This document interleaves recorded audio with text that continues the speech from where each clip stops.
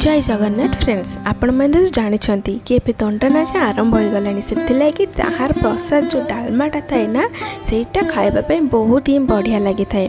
तो फ्रेंड्स मु आज रेसिपी आपण मानक से दंडनाचा डालमार रेसिपी शेयर करी। आपण मैंने जानते जे यह प्रसाद बनैबा आम बिना बाटिके काटिके ए सबुरे बनै थांती, किंतु आम आज यहाँ सिंपल वे रे बा काटिके घरे प्रस्तुत कर परिबा। तो फ्रेंड्स ता पूर्व मु वेलकम करुछु मोर यूट्यूब चैनल प्रगति किचन को। तो आपण मैंने जति नुआ छथि ना तो जल्दी कि ना मो चैनल को सब्सक्राइब कर दियंतु।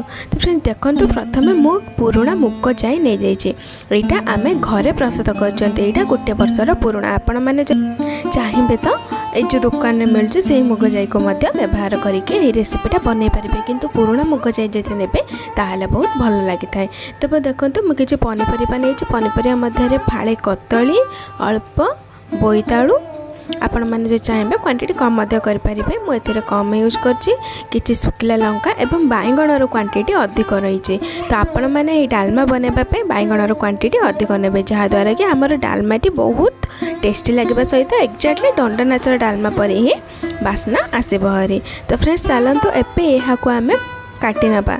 आपण मैंने तो जानी ना दंडनाचर जे बिना काटिकी बिना छेचिकी से प्रसाद प्रस्तुत कर, किंतु आज आम घरे बनवा से आपण मैंने काटी पारे।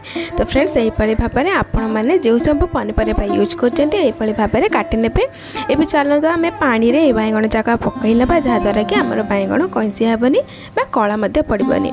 एबे आम से बोइतालु को काटी नबा छोट छोट करके। आपण मानकर क्वांटिटी अनुसार आपण मैंने वेजिटेबल बा फलमूलर क्वांटिटी कम अधिक करें। तो फ्रेंड्स यही रेसिपीटी मोर गोटे सांग ठारू शेयर करुच्ची आपण मानक सहित। जब आपण मानक पसंद लगे ताहले मो चैनल को सब्सक्राइब करते सहित गोटे प्यारा सा कमेंट कर दिंतु। तेबे आसतु आम यही पनीपरिया को बहुत भल भाव धोईदबा। धोईकी गोटे जेकोसी जगह को काढ़ी यहाँ को साइड करके रखीदबा।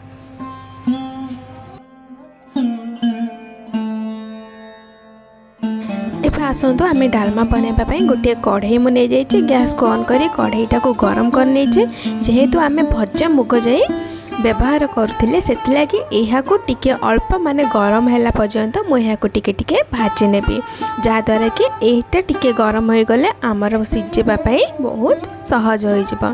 तो फ्रेंड्स देखंतु मु अल्प टिके भाजी देछि जाइजा को। एबे चलंतु आमे अल्प पानी देदेबा बा सिझिबा पई पानी देदेबा। आमे जतिके आवश्यक अनुसार पानी पर देबा। खाली आमे मुग जाई को सिझिबा लागि अल्प पानी देके यहाँ को घोड़ाई नबा। एबे यहाँ को आम घोड़े सिझापी छाड़ी देखो यही जाईटा अल्प सिझी जाइए। तेज आसतु आम ए स्वाद अनुसार लुण पकई नबा। लुण पकईवा द्वारा जाईटी बहुत भल भाव में माने खूब कम समय मध्य यह सिझीज। यहाँ को चलते एबे टिके गोलाई दबा। गोला की पुणी यहाँ को घोड़ाई दबा। आपण मैंने तो जानते ना डाली रे जेहेतु आम बनाऊँ से डाली न घोड़े सिझापी बहुत टाइम लगी थाए। देखो एबे किछि समय हैला परे जेतेबेले मु चेक करली बा डाली जा से डालीटी बहुत भल भाव में सिझी जाइए। आपण मैंने कौन करेंगे ये समय यहाँ को टिके गोलाई ने। गोलाइबा द्वारा जो तले लगी जाइथिला ना सेटा बैलेंस हो जिवो। एबे आसतु आम यही समय जो फलमूल काटिकी रखिथिले से सब फलमूल को अल्प अल्प करके पकाई नबा। एबे यहाँ को भल भाव में मिसाई दबा। मिसाई के पुणी यहाँ को घोड़ाई सिझापी फलमूल सहित डाली को यहाँ को 5 मिनट जाए छाड़ी दबा बा कवर करदबा। देखो 5 मिनट है देखिपे जे आमर से फलमूल जाक सिझी जाइए, जहाद्वारा कि आमर से डालमाटी बहुत बहलिया हो सारी। तेबे यही समय आम गोटे डाली बुला नबा। डाली बुला नहीं कि यहाँ को बुलाई दबा, जहाद्वारा कि आमर जाई एवं फलमूल टिके मिक्स हो। तेबे चलते एबे आम एथिरे अल्प पानी दबा बा आपण मैंने पूर्वर गरम पानी प्रस्तुत करके रखी नहीं थे से ही पानी को यही समय ऐड करने। देखो मु पानी पकईकि यहाँ को भल भाव में मिसाई देली। मिसाई पुणी मुझे से डाली बुलारे यहाँ को मिसाई दूची बा टिके बुलाई नौ, जहाद्वारा कि आम डालमाटी कंसिस्टेंसीटा बहुत भल भाव में आसब हरी। एबे यही समय ही आम जो रखी सुखिला लंका से सुखिला लंका को पकईदबा। एबे चलतु आम यहाँ कवर करनवा। कवर करके आपण मैंने यहाँ छाड़ीदे। किसी समय है देखिपे जे आमर डालमाटी बहुत भल भाव में प्रस्तुत हो सारे। यही समय आम अदा छेचिकी जो रखी से समय पकई नवा।